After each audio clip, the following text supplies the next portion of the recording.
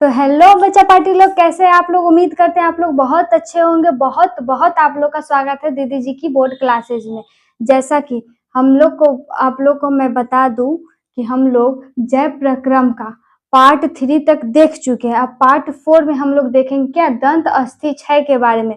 और आप लोग को इसके साथ साथ एक बात और बता दूं कि हमने 6 मंथ का सीरीज स्टार्ट किया है, जिसमें आपको ऑल चैप्टर क्लास 10वां का कवर कराया जाएगा। अगर आप इस चैनल से जुड़ना चाहते हैं और वीडियो अच्छा लगे तो चैनल को सब्सक्राइब करके लाइक जरूर करें। चलिए अब देखते हैं हम लोग का क्या है दंत अस्थि क्षय। पहले देखो लिखा क्या है, दंत अस्थि क्षय। अब ये दंत अस्थि क्षय क्या होता है पहले पढ़ते हैं, फिर समझेंगे। पहली बात फिर मैं बता दूं क्या कि मैं कुछ भी बोलूं तो मेरे बोलने पे आप लोग फोकस कीजिएगा, क्योंकि देखने से ज्यादा सुनने में आपको समझ में आएगा। ये बायोलॉजी ऐसा है जिसमें आप देखोगे कम और जब सुनोगे तो आपको ज्यादा समझ में आएगा। तो चलिए समझते हैं क्या लिखा है। अम्ल दांत के बाहरी कड़ी परत पर अभिक्रिया कर उसे नरम बना देता है। धीरे धीरे उस स्थान पर छिद्र बन जाता है जिसे दंत अस्थि क्षय कहते हैं। अब आप लोग के माइंड में चला होगा दीदी आपने फकरा तो पढ़ दिया लेकिन कुछ समझ में ही नहीं आया। तो आपकी दीदी किस लिए है, चलिए समझते हैं। पहला है क्या, दंत। दंत का मतलब होता है दांत। आप लोग के पास दांत है ना, कितने दांत है कमेंट करके बताइएगा कि आपके पास फिलहाल कितने दांत है। दंत का मतलब हुआ दांत। और अस्थि क्षय क्या होता है, अस्थि क्षय का मतलब होता है नुकसान पहुंचना, खराब होना। जब दांत खराब होती है या दांत को कोई नुकसान पहुंचता है उसे हम लोग बोलते हैं दंत अस्थि क्षय। उसी को आपको किताबी भाषा में लिखा गया, अम्ल दांत के बाहरी कड़ी परत पर अभिक्रिया करके उसे नरम बना देता है। हम लोग का दांत कितना कठोर है, कठोर है तभी तो उससे हम कोई भी कठोर चीज को क्या करते हैं, कट से तोड़ देते हैं। लेकिन ये अम्ल जो होता है, अब आप लोग बोलोगे दीदी अम्ल क्या होता है, जो स्वाद में खट्टा हो उसे हम लोग अम्ल बोलते हैं। तो आंवला हुआ वो भी खट्टा है ना, नींबू है वो भी खट्टा है। तो ये सब जब आप खाओगे ना तो खाने के बाद क्या होगा, वो अम्ल आपके दांत के साथ अभिक्रिया कर लेगा। और अभिक्रिया करने के बाद क्या करेगा, आपकी जो ये दांत की बाहरी परत कठोर है उसको एकदम नरम बना देता है। कैसा बना देता है, नरम। आप लोग कभी कभी क्या करना, अगर नहीं किए हो तो ट्राई करना मेरे कहने पे। नींबू लेना और नींबू को एकदम आधा काट कर उसको लेना, पीना उसको, सिर्फ नींबू को। आपको पता चलेगा कि आपका दांत एकदम सिहरने लगा। और उससे जब कुछ आप काटना चाहोगे तो उस टाइम नहीं कटाता है। क्यों, क्योंकि ये नींबू में क्या पाया जाता है, अम्ल। जो भी स्वाद में खट्टा होता है सब क्या है, अम्ल।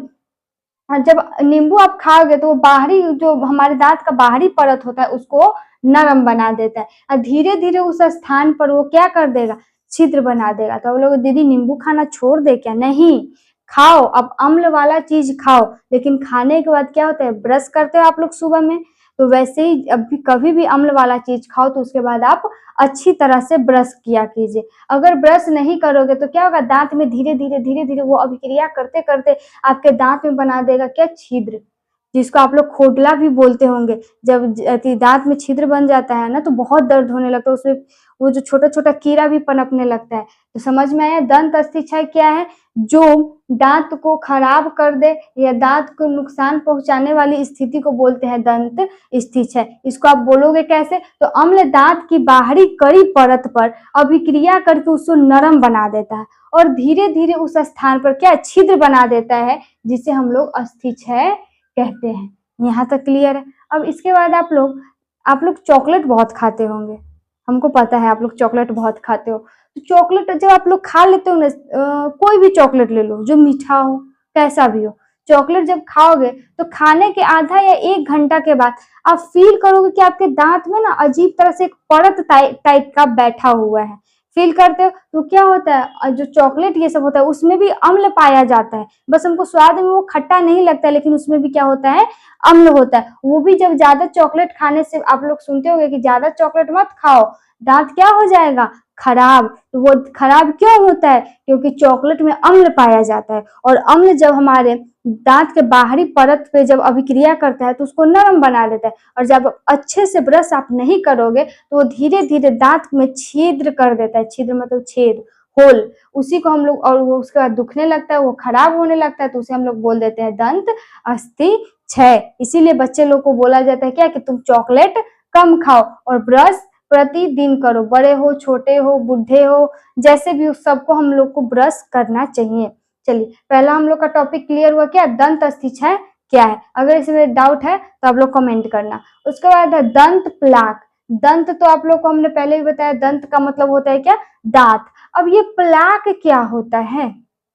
अभी मैंने थोड़ा देर पहले बताया क्या कि आप जब चॉकलेट खाते हो तो क्या होता है, दांत के बाहरी परत पे लगेगा कि कुछ बैठ गया है, परत टाइप का, उसी को बोलते हैं दंत प्लाक। अब देखिए किताबी भाषा में क्या लिखा है, बैक्टीरिया तथा भोजन के महीन कण दांत से चिपक कर एक परत का निर्माण कर देते हैं। वही चीज है, जब इसे अच्छी तरह से साफ नहीं किया जाता है तब दांत पर अस्थायी परत बना देते हैं, जिसे दांत प्लक कहते हैं। मतलब आप भोजन खाओ, कुछ भी खाओ, और खाने के बाद वो दांत पे अभिक्रिया करके एक परत बैठा देगी, और उसको जब आप अच्छे से ब्रश नहीं करोगे या ब्रश नहीं करोगे तो कुछ टाइम के बाद क्या होगा कि उस पे एक परमानेंट एक परत बैठ जाएगी। उसी परत को बोलते हैं क्या? दंत प्लाक। उम्मीद करते हैं ये समझ में आया होगा। उसके बाद आते हैं हम लोग, अगला टॉपिक क्या है? लार ग्रंथिया।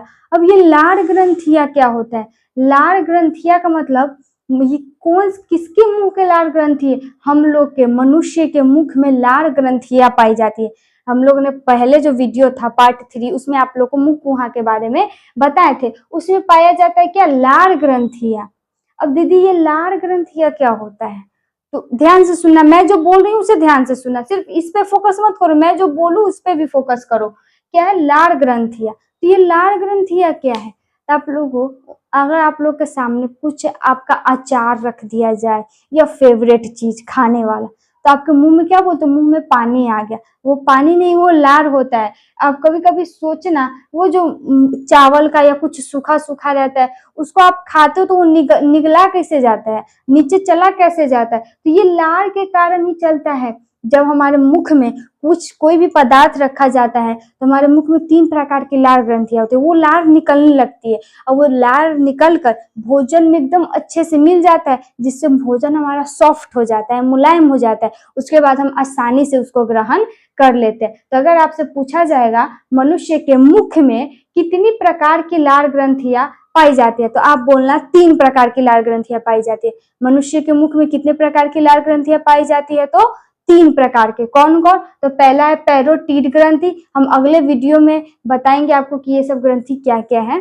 पैरोटीड ग्रंथि है, सब मैंडिबुलर ग्रंथि और सब लिंगुअल ग्रंथि। क्या क्या है? पैरोटीड ग्रंथि, सब मैंडिबुलर ग्रंथि और सब लिंगुअल ग्रंथि। ठीक है। उसके बाद लिखा है कि इनसे निकलने वाली लार ग्रंथियों द्वारा मुख गुहा में गिरता है। मुख गुहा मैंने बताया था, मुख गुहा क्या होता है? हमारा जो मुंह है, जब आप आओगे बड़ा सा खोलोगे मुंह तो उसमें गुफा की टाइप की बन जाती है, इसीलिए उसको बोला गया है क्या? मुख गुहा। तो ये जो लार ग्रंथियां निकलती है तो ये कहाँ जाएगा? मान लो हम लोग के मुख में लार ग्रंथियां, तो निकलेगा तो मुख में ही आएगा ना। इसीलिए लिखा गया है कि इनसे जो लार ग्रंथियां निकलती है वो नलिकाओं के द्वारा मुख गुहा में गिरती है। आप चाहो तो इसका स्क्रीनशॉट लेके जैसे जैसे लिखा है आप कॉपी में नोट डाउन कर लेना, और 1-2 बार इसको रिवाइज कीजिएगा, आपको ये अच्छे से आ जाएगा।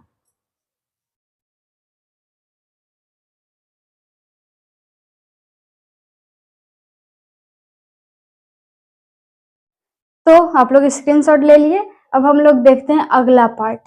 ठीक है, दंत अस्थिक्षय के बारे में देख लिए, जो मुख गुहा का ही एक पार्ट था। अब हम लोग नेक्स्ट पार्ट अपने बॉडी का देखते हैं, क्या? ग्रसनी। अब ये ग्रसनी क्या होता है? ये कौन सी बला है?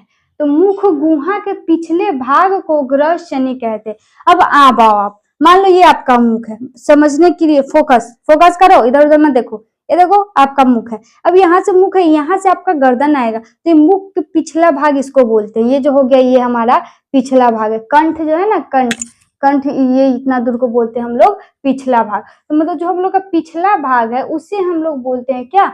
ग्रसनी। क्लियर है? अब देखो ग्रसनी में जो होता है 2 छिद्र पाया जाता है। कितने छिद्र? 2 छिद्र। एक होता है निगल द्वार और एक होता है कंठ द्वार। आप लोग का जहां पे कंठ है ना, उतना दूर का पूरे पार्ट को हम लोग बोलते हैं क्या? ग्रसनी। तो उस ग्रसनी में हम लोग का 2 छिद्र पाया जाता है। छिद्र मतलब होल, छेद।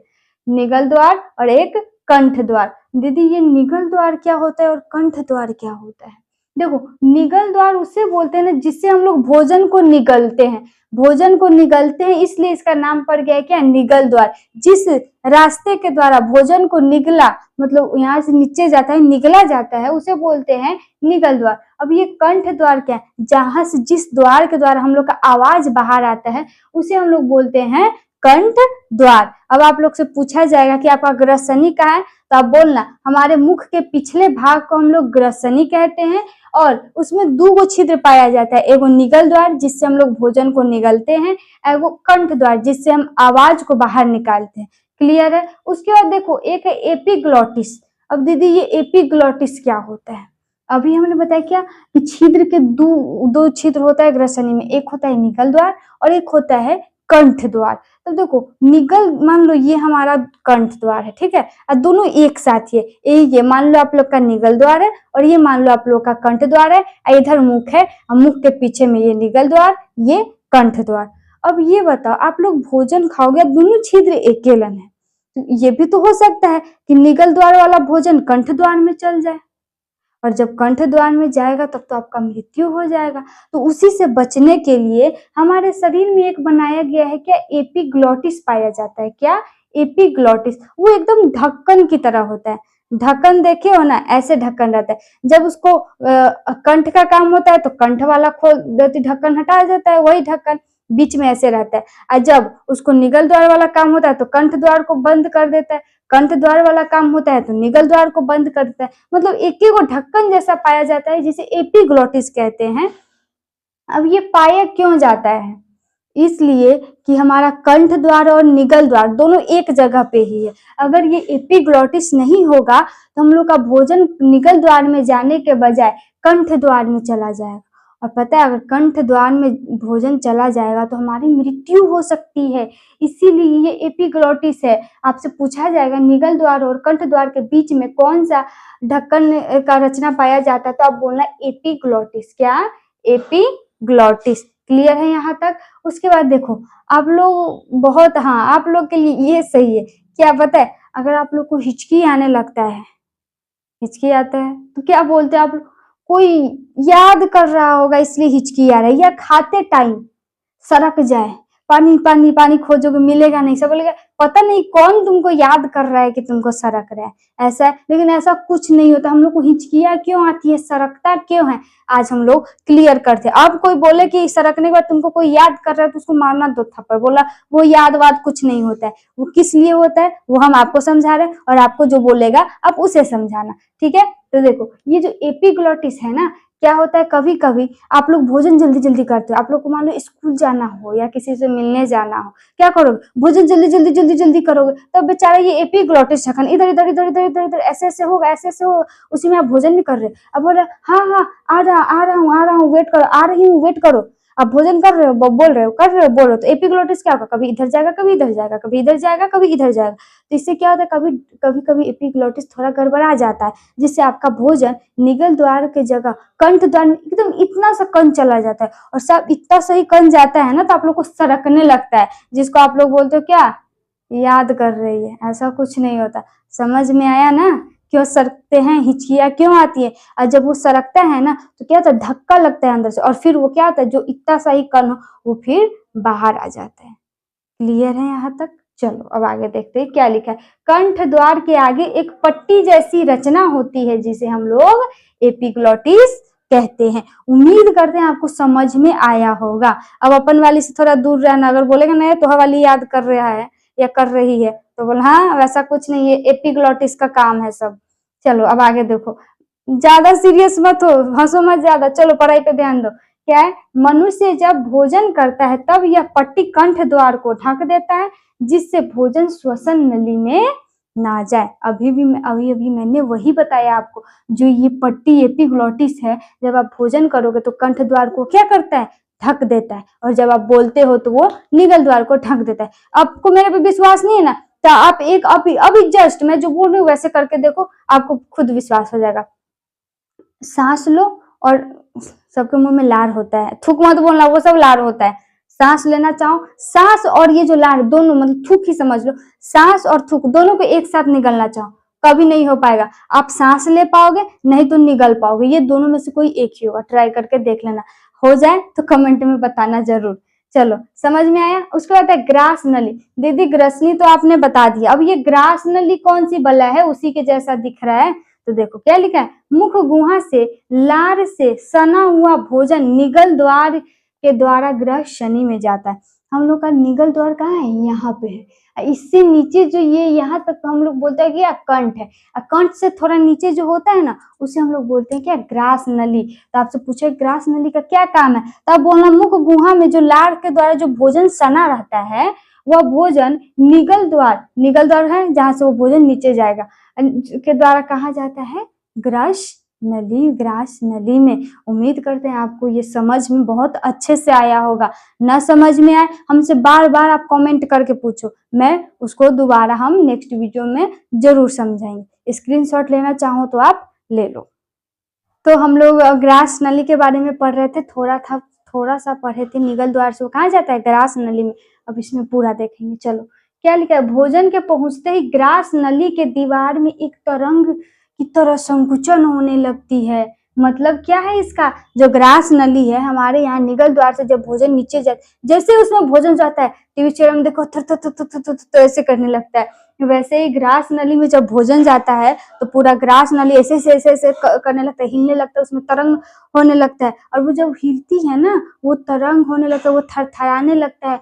तो उसी को बोलते हैं हम लोग क्या, क्रमाकुंचन। क्या बोलते हैं, क्रमाकुंचन। उसी को लिखे, भोजन के पहुंचते ही ग्रास नली के दीवार में तरंग की तरह संकुचन और शिथिलन शुरू होता है, जिसे हम लोग क्रमाकुंचन कहते हैं। क्लियर है यहाँ तक। चलो अब अगला लगते हैं। ये क्रमाकुंचन के कारण ही भोजन धीरे धीरे नीचे की ओर खिसकता है। अब ऐसा तो उसमें मशीन लगा नहीं है कि हम लोग भोजन खाएं नीचे चला गया, होगा क्या, नहीं होगा। तो ये जो ग्रास नली है ना, उसमें क्या होता है, ऐसे ऐसे ऐसे ऐसे ऐसे ऐसे कंपन करता रहता है। तो भोजन क्या होता है, कंपन होने का ऐसे ऐसे ऐसे ऐसे ऐसे ग्रास नली से क्या होता है, नीचे की ओर खिसकने लगता है। समझ में आया। ग्रास नली से जब भोजन, अब पहले निगल द्वार था, मुख गुहा में भोजन गया, मुख गुहा से वो निगल द्वार में गया, निगल द्वार से वो ग्रास नली में भोजन गया, और ग्रास नली से अब कहाँ जाएगा भोजन, तो ग्रास नली से उसके बाद में वो जाता है अमाशय में। ठीक है, क्लियर है। आप लोग बोलोगे दीदी कितना लंबा क्लास कराइएगा, तो आप ही लोग को देखते हुए हम लोग क्लास को यहीं तक रखते हैं, ताकि आप लोग को भी ओवरलोड ना पड़े और वीडियो अच्छा से देख लो, समझ लो और याद भी कर लो। उम्मीद करते हैं आज का वीडियो आप लोग को बहुत अच्छा लगा होगा, और कोई भी डाउट हो तो आप लोग कमेंट करना, उसका मैं नेक्स्ट वीडियो में सॉल्यूशन लेकर आऊंगी। और चैनल को सब्सक्राइब जरूर करना, क्योंकि ये 6 मंथ का सीरीज चला है जिसमें आपका पूरा सब्जेक्ट हम कंप्लीट करवाएंगे। तो चलो आज के लिए इतना ही। Thank you.